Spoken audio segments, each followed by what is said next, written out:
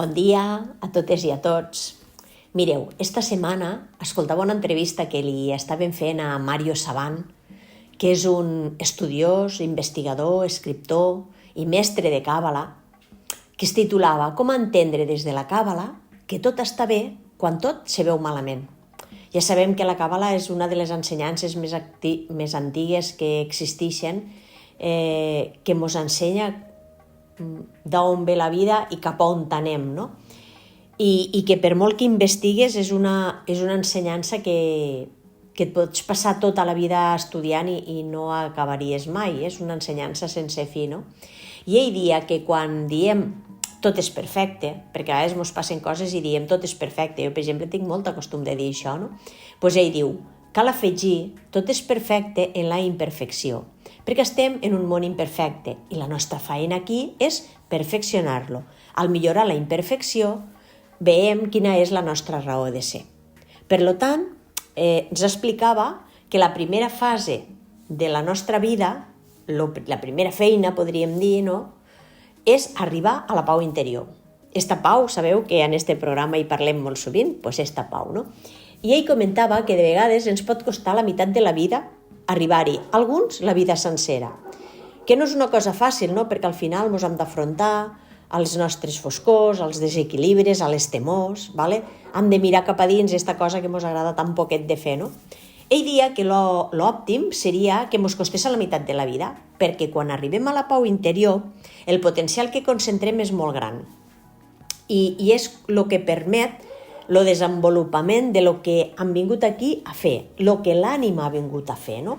Diu que l'ànima no pot fer el que ha vingut a fer si abans no equilibrem els nostres desequilibres, perquè si no ho fem, el que fem és anar perdent energia i al final no arribem a cap puesto. Que quan estem en conflicte interior, i tots ho hem pogut observar, això, no? La nostra energia se desgasta i acabem agotats, no? Per això, en primer lloc, hem de conèixer-nos molt bé la nostra ànima, el nostre ser, la nostra essència, el que nosaltres som, i després fer este treball interior per anar soltant totes aquestes coses que ens desequilibren i que poguéssim arribar a la pau, no?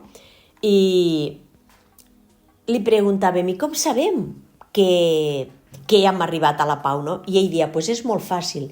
Quan ni les crítiques ni els elogis ens afecten, sabrem que hem arribat. I a partir d'aquí ja ens podem entregar el nostre potencial, sigui el que estiguem fent. Com que ho fem tan a gust i ens sentim tan feliços fent-ho, igualment ho faríem a la millor sense cobrar o a canvi de res, no?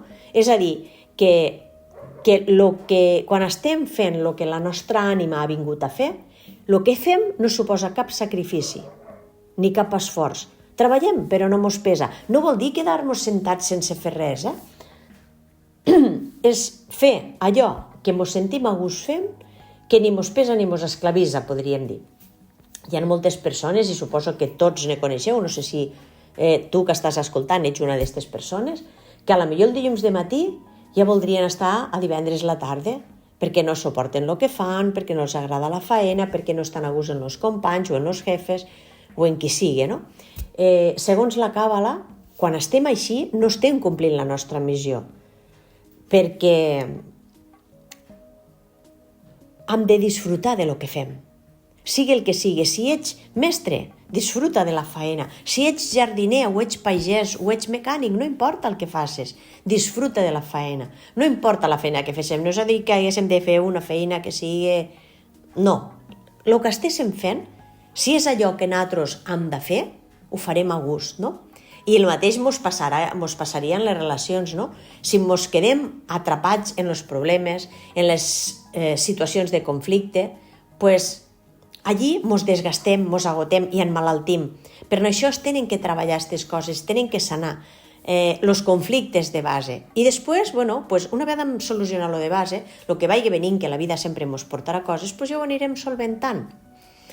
I llavors ens donem compte que tot el que ens va passant ho anem transformant en aprenentatge i canvia la nostra percepció. Llavors, evidentment, ens donem compte que és molt més saludable viure des de l'ànima i no des de la ment que moltes vegades ens té atrapats. L'arrel de molts de problemes és que l'ànima no la sentim, només sentim o escoltem la ment. Quan tenim un dolor o una malaltia, és la nostra ànima demanant ajuda, perquè sap que no està sent escoltada. Hi ha algo que la ment no reconeix, però que està allí.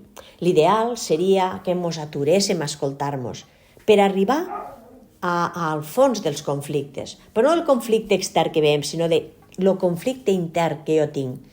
La ment vol sempre resultats i llavors moltes vegades caiem en l'ansietat, en l'angoixa, en el desespero, no? L'ànima busca la calma, necessita temps, necessita tranquil·litat, necessita moments d'observació i poquet a poquet els resultats venen, però venen sempre des de dins. I en aquests temps que estem vivint ara, que sembla que tot està accelerat, que sempre estem fent, no ens permetem parar. I si ens parem, no sabem estar sols. O posem música, o ens posem a jugar a qualsevol cosa. Sempre busquem una manera de distraure-nos, perquè és com si estant nosaltres mateixos ens abrumessa o ens fes temor, no? I necessitem aquest temps, inclús d'avorrir-nos, d'estar escoltant-nos, descansant, llegint, meditant, parar, observar, caminar, de soledat també. És a dir, estar dins de nosaltres mateixos. Hi havia un gran cabalista del segle XVIII que deia que una de les coses per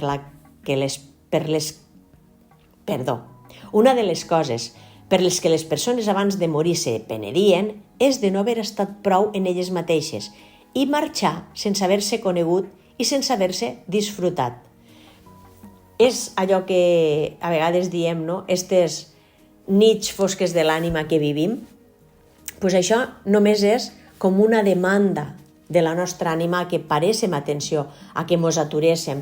Per tant, a vegades potser hauríem de plantejar-nos consumir una miqueta menys o dedicar una mica menys de temps a les compres i a segons quines coses, no? A les hores que arribem a perdre en el mòbil, mirant xorrades, no?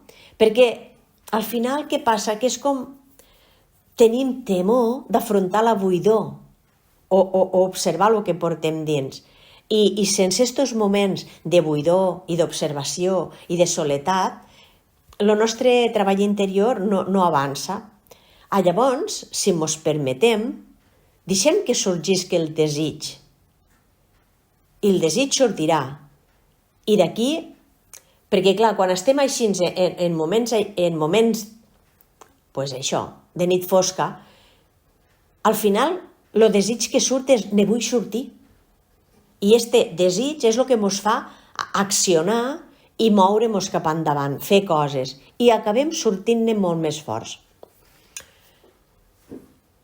Si tinguéssim tot el que desitgem, no tindríem cap motiu per a viure. Si tenim un problema o un desig sense complir, podem estar feliços perquè el fet de tindre'l ens motivarà a moure'ns i ens donarà un motiu per viure i per seguir. Els desitjos sempre són de l'ànima i cal saber com gestionar els desitjos, perquè si desitgem però no estem agraïts en el que tenim, no estem feliços en el que tenim, sempre estarem insatisfets i això ens anirà portant patiment. Per exemple, no? Jo puc desitjar molt un cotxe nou perquè el que tinc està vellet o pel que sigui, però mentre jo faig el que he de fer per a poder fer este canvi, el que caldria és estar molt agraïda, molt feliç en el cotxe vell, en el cotxe que tinc, perquè al final és el que m'està donant el cervell, el que ara està fent la funció. Si jo no valoro ni estic feliç en el que tinc, un cop aconseguisc complir el meu desig, me'n donaré compte que me dura l'alegria un dia, o una setmana, o un mes, però després ja vull una altra cosa. Ja estic infeliç, ja estic neguitosa perquè vull una altra cosa. I això passa a molta gent i així ens passa la vida. I és un sofriment continu perquè al final no ens dona la felicitat el que tenim, sinó l'actitud que tenim.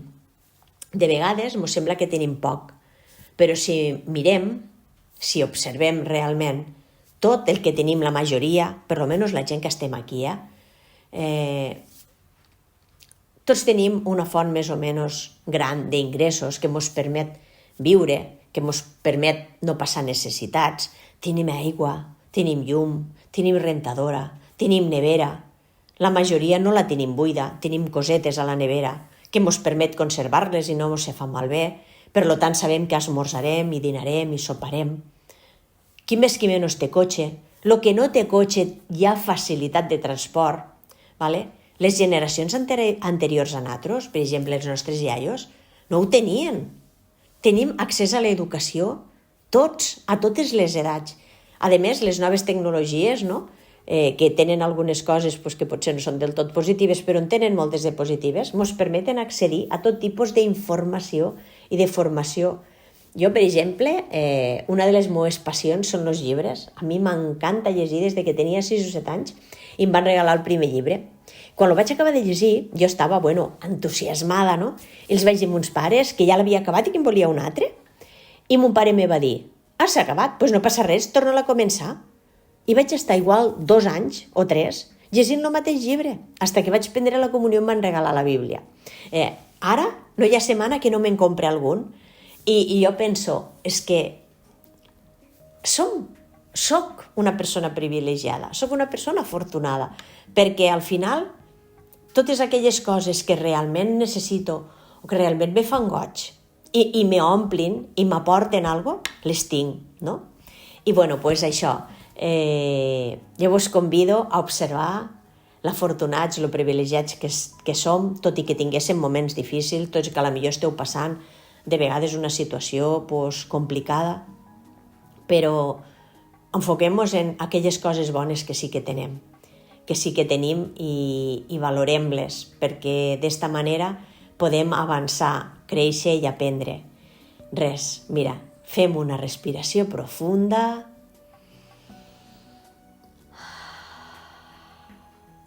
i ens veiem la setmana que ve.